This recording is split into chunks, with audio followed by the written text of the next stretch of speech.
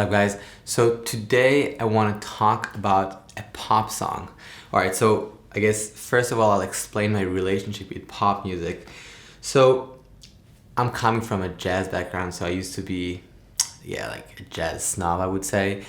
I was not aware of anything except classical music and jazz for many years. It's really bad, actually. So I'm kind of rediscovering music the last couple of years, and it's quite great, actually. I mean, it was so bad. Okay, so check this out. I live in New York, and we used to play this gig in the Lower East Side.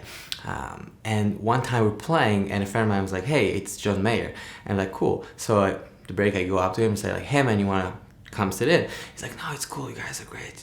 And I'm like, "Okay, but you know, it's super chill, like super low key. You can just sit in. It's fine." And we talk a little bit about guitar. It's like, "No, it's fine, cool."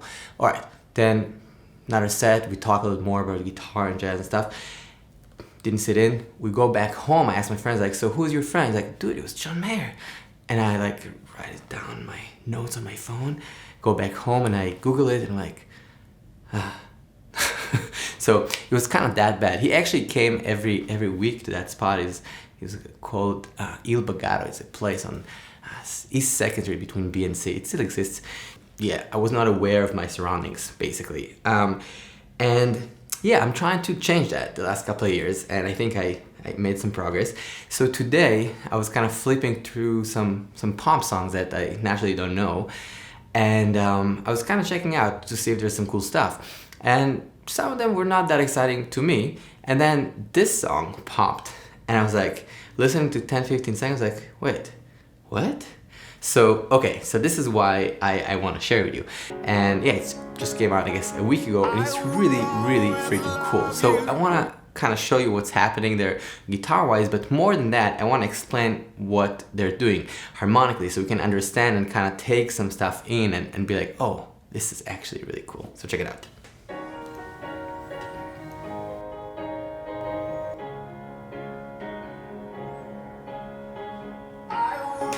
Alright, so the first part, right? So we're in the key of D flat, and we'll talk about that in a second. So it starts kind of like,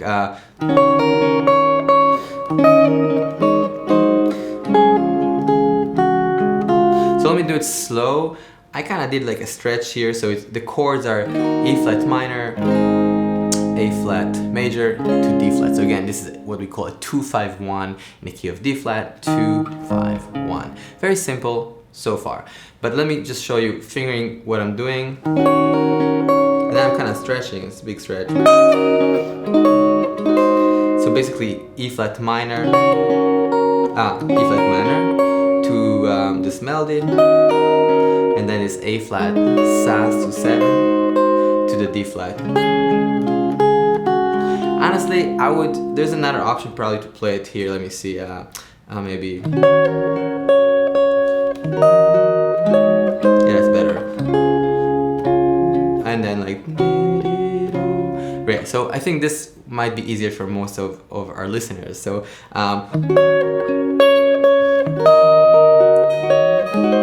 and then,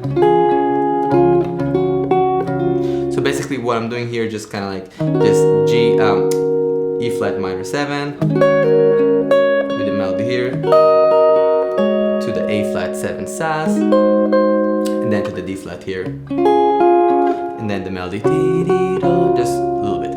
Let's listen to the actual song. I will always love you. I will always see you. Alright, so basically it's kind of like the intro. We're doing what we call verse-verse, or in jazz language it's AA, the same section repeated twice. And the chords are pretty simple. It's the same thing basically, like the intro, E flat minor, A flat, D flat, and then he does go to the G flat here, which is the 4 chord. Again, we're in the key of D flat, at least for now. So 2-5-1 to the 4, and then 2-5-1. Also, if you need tabs for all this stuff, you can check this link, check my Patreon for that. So real simple here. Boom, boom, 2-5-1. That's it. And the melody, Let's listen to it one more time.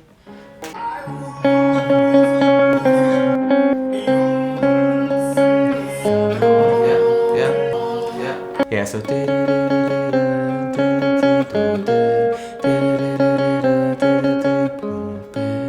yeah, very simple but strong. Okay, but now comes the cool part. And then it's really interesting harmonically, and I'll explain why I'm so excited about it. Most uncertain of a lot of things, but with you, I've always Alright, so check that. This is so cool. So the first chord is basically D flat 7, which is maybe not that unusual if you're in the key of D flat. D flat 7 will basically lead us to the 4, but what comes after is what's really freaking cool. So what comes after the D flat 7 is C minor, which is just wild. And it kind of makes some sense if you kind of go a little fast forward. So check it out. He's playing basically like D flat 7 to C minor, and then it's kind of like diminished to C minor first inversion. Basically kind of staying in C minor. And then he goes to E flat major. Great, and kind of staying. And then E flat over D flat. Great. Let's listen to that together. Just, it's so cool. E flat, major, major. E flat 7 over D flat, D flat, 5 4, A flat first inversion. But this to 5, this F minor B flat, is supposed to go to E flat.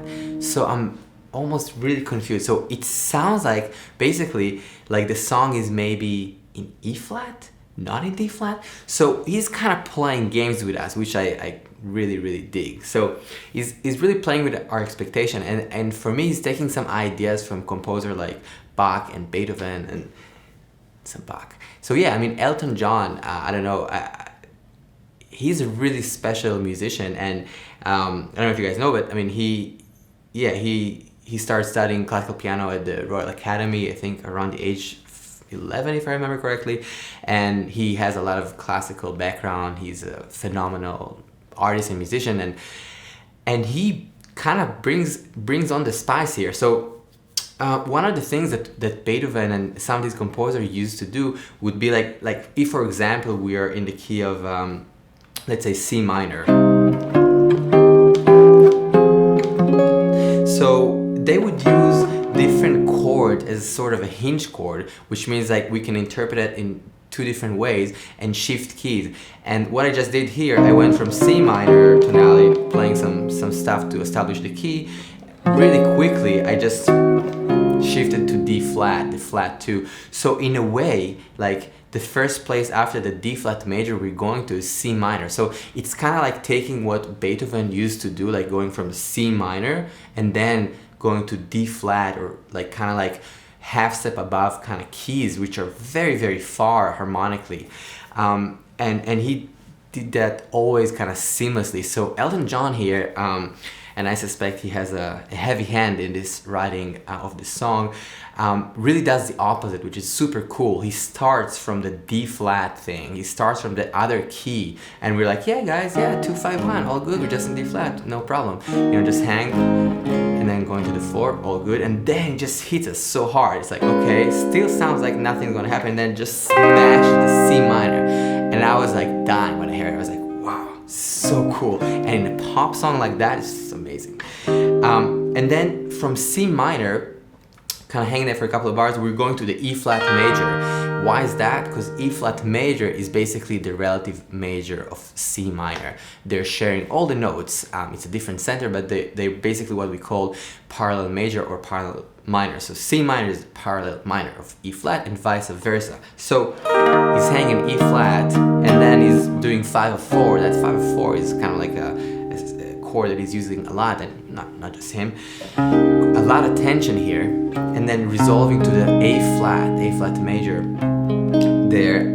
And I was expecting again to kind of go back to E flat, and he's starting to do that, and then he goes to A flat at the end of this song, at the end, and just kind of sings that. Check it out, check it out.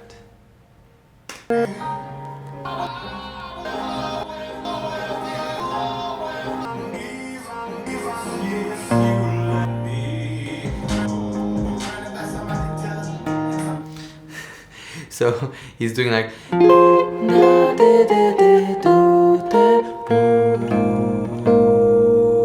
so he's playing like a 2-5-1 to A flat. Sorry, he's playing a 2-5-1 to E flat, but then he sings like B flat. He's playing this melody.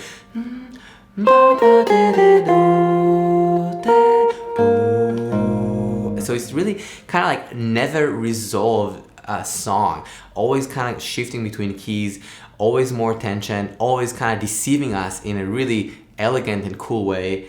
So let's listen one more time from the top and get excited, and now you understand the chord. I'll write the chords here on top as well so you can kind of hear it. 2, 5. Wow. 1. And the next chord is over B. C minor. Wow. So, yeah. For me, this song is just really cool because it plays with our expectations. He's taking something really simple like a 2-5-1, and then he's like, no, you guys don't know where you are at all. And then he plays this D flat 7, also a third inversion, to C minor, and then C minor first inversion. Oh, I have a bug. C minor, and then D first inversion, like this diminished to lead to C minor first inversion, then the E flat major, and it's like all like beautiful sounds that are connected but always surprising. That's like kind of classic 5/4 going to the A flat, but then again we're playing like 2-5 to E flat, and then instead of the, he's playing. It's like, wow. Okay, it's just so cool. Again, subtleties, but really, really beautiful.